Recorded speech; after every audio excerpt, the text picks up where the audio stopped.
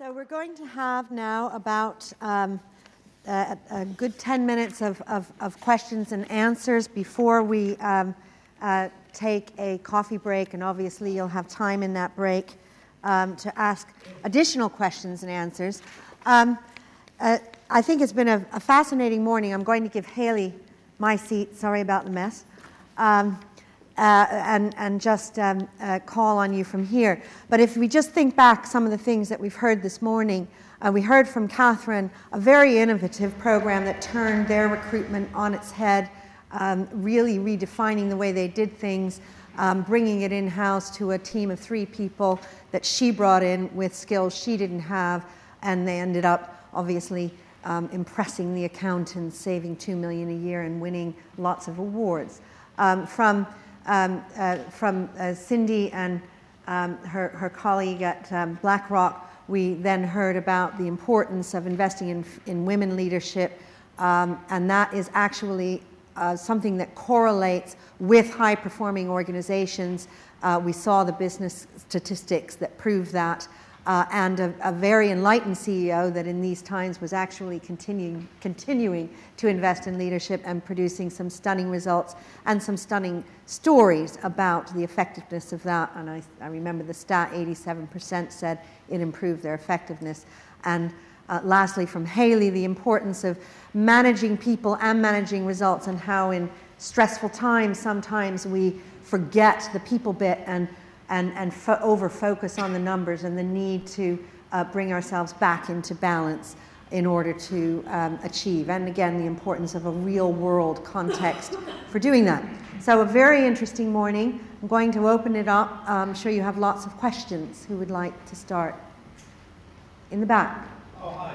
My name's Ray. I work for TMA World, one of the sponsors there. I think we have a mic, if you... Oh, thank you very much. A question for Cindy at BlackRock, please. We teach people to work virtually in the borderless office.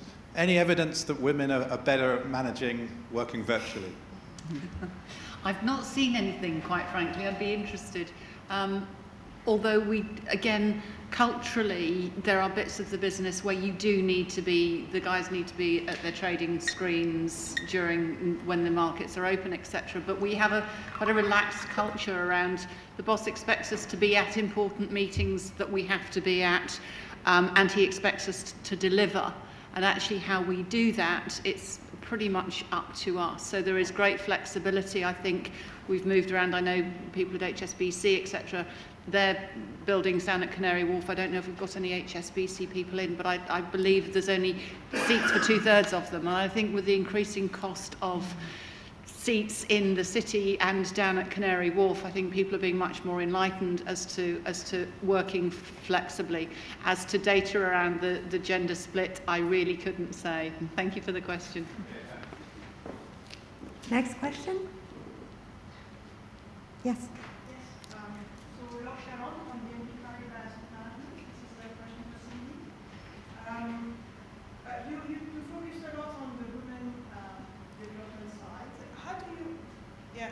How do you articulate your women's program with the global talent program, which I suppose includes men as well? Is that a separate program? Is it something you focus on specifically for women, and then how do men feel about it? So how do you articulate the women's side in the global talent development program? Absolutely. So we have a suite of 5 leadership programs, all which have been designed specifically for us, although those professionals in the room, if we started putting up various approaches and stuff, you'd kind of see the model that sits behind it, but just the culture of our organisation, everything has to be bespoke to us. But we have a kind of entry-level managing at BlackRock, which is manager as coach, how to run the performance management cycle, how to run an effective team meeting, how to delegate, etc. So that's kind of the entry-level management program. The next one is driving performance through teams, which I've got running over in the city at the moment. Again, another 2-day course about managing high-performing teams. Again, because we're quite functionally structured, so for us, the ability to, I have a team myself, and that includes 3 people in San Fran, 4 in New York, and 2 over in APAC in Hong Kong, as well as my team in London.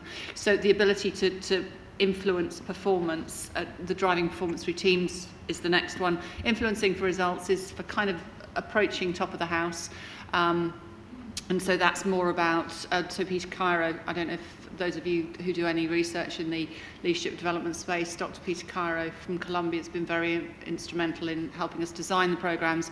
So that one's looking at more about looking at paradox and looking at the global matrix and how you influence in a global matrix, as well as running diverse teams broadly, globally. And then the Women's Leadership Programme is a specialist programme that sits in that portfolio, and then Enterprise Leadership is for our C-suite successors. We then do ad hoc coaching interventions around that, and I'm about to design a different suite for our management development populations, kind of at MD level. So there are some consistent themes that run through everything that we do. So the three legs of the stool for me are, what we want at the end of a programme is for people to have come away with three things. One, a broadened network across the organisation so that they can get things done more effectively. Two, increase self-awareness through the use of 180, 360, psychometrics, whatever we've chosen to use. And three, a toolkit of stuff that they can go and use on a day-to-day basis. So all of our programs are designed with those three things in mind, those three desired outcomes. We also have our principles. We have 4 principles which have a behavioural framework that sits underneath it. They run right the way through all of the programs that we do, so there's complete connectivity there. It was the first year for the Women's Leadership Programme, and yes, we did have the kind of tongue-in-cheek comments, including we've just recently in London launched our OUT network for LGBT members of staff, and the head of the OUT network emailed me and said, Cindy, when are you launching the Gay Leadership Development Programme, and can we have it for Rio Carnival, please, off-site? So. Okay, thank you. Other questions? Yes? My name's Amanda Grundle. I work for NHS South of England as Associate Director of Leadership. And it's a question for Cindy. I'm sort of linking into Hayley's comment about the opportunities for synchronisation and networking here. I sit on a national steering group that's looking at leadership and diversity in the NHS, linking leadership with the workforce development and NHS employers. And listening to your work on leadership, I wondered if we might make a connection and link to BlackRock's experience and research to date on women in leadership. I'd really very much like to speak to you about how we might tap into your expertise in the NHS. Absolutely, be delighted to, and to yourself and anybody else, I am on LinkedIn. Please do feel free. I think the more that we can do as a profession to just keep the dialogue moving and share everything that we have, the better. So to yourself and anybody else, if you want to reach out to me on LinkedIn, I'd be delighted to hear from you. Thank you. There was a question back there, yes. Hi, sorry, another question for Cindy. Can I just ask, with regards to your Women's Leadership Programme, obviously it's to broaden diversity, yet paradoxically it is limiting it in itself by being a women's programme. How did you pursue that to the board and the stakeholders? Given that there is a real discomfort in the senior level of the firm that whilst we recruit 50-50 at graduate level entry, it falls away to our MD population is only 13% female. So anything that we can do, only 25% of our director population is female.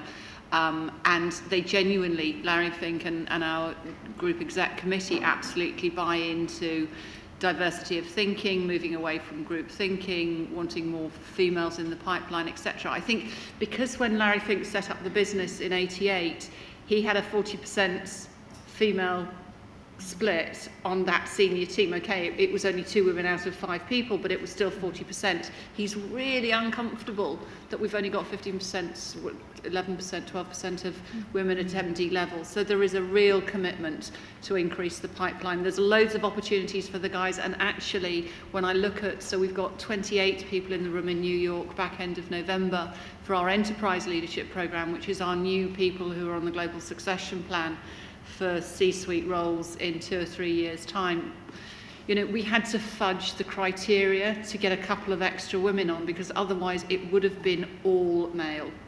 So, you know, there's plenty of opportunities. The guys aren't going without opportunities by not having a men's leadership development program, and there's a very grown-up acceptance of that, fortunately. And I would just add to Cindy's comment before we take the next question. The statistic that she mentioned, I want to just reinforce, we at CMI are releasing a piece of research later this week. It tells us that 60% of junior leadership roles are occupied by women. Less than 25% of director roles are occupied by women, and less than 10% of top roles are occupied by women. So this executive pipeline leakage is a huge issue.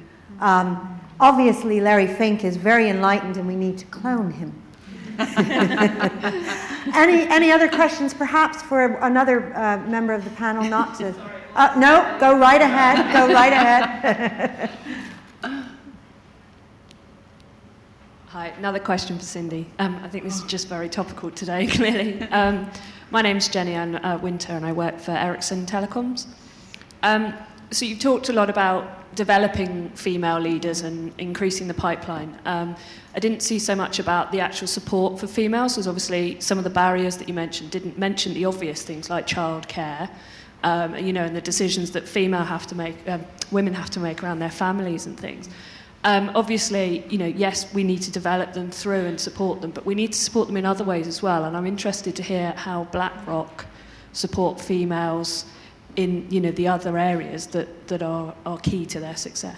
Yeah, I mean, I think the approach to flexible working very much supports our women in the pipeline, especially at VP level, typically is where they tend to start having families, etc. So we've got a very generous maternity package there for people. We've tested maternity coaching, so linking them into a coach prior to going on mat leave, kind of a couple of keep in touch conversations during the time, and then working with an external coach in re-engaging, so that they've got, my jury's out on that. I think we could do it just as effectively with internal mentors. I don't think we need external coaches. I think there's a fabulous opportunity for, especially some of our programme alumni who want to pay it forward, there's a great opportunity for them to mentor. And I just think there is a quite grown-up approach about paying, you know, people are here to deliver results rather than there is no presenteeism culture as well. So I think there is a kind of mature acceptance that if you hire the brightest and the best, support them through different choices. That said, I have to say we still have an awful lot of unconscious bias, which, you know, we're tackling on a daily basis, and we keep, every time we see it, we're kind of holding people to account, you know, lifting up the mirror and saying hello. So it's just consciously just holding the mirror up when we see unconscious bias on a permanent basis, and we've added kind of diversity checks, as it were, at every level. So we have talent reviews, we have mid-year check-ins, we look at the performance distribution. So is the performance awards differently? We have 5 categories of not achieving, partially achieving, succeeds, or significantly exceeds. So we look at the performance distribution across by a gender split. We put a diversity, and it's easy for us to do the gender one. We have an appetite to do the whole diversity piece, but have our wrists tightly bound, particularly by US legislation around insisting that people give you their sexuality, their ethnicity or whatever. So we're kind of quite hidebound by that, which is why, but we know that we're poor at the gender bit, so let's try and fix that one and take the learnings. But I think it's cultural. Okay, maybe one last question over there. The lady at the table to the right. Sorry, I didn't get... You can ask yours during the break. Hello. This is a question for Catherine. Which might be slightly off topic. But you talked about your social recruitment strategy, which we also have a Rolls-Royce. And I just wondered whether you experienced pushback, if you like, from those that you recruited, or whether you actually have a social retention strategy, let's call it that.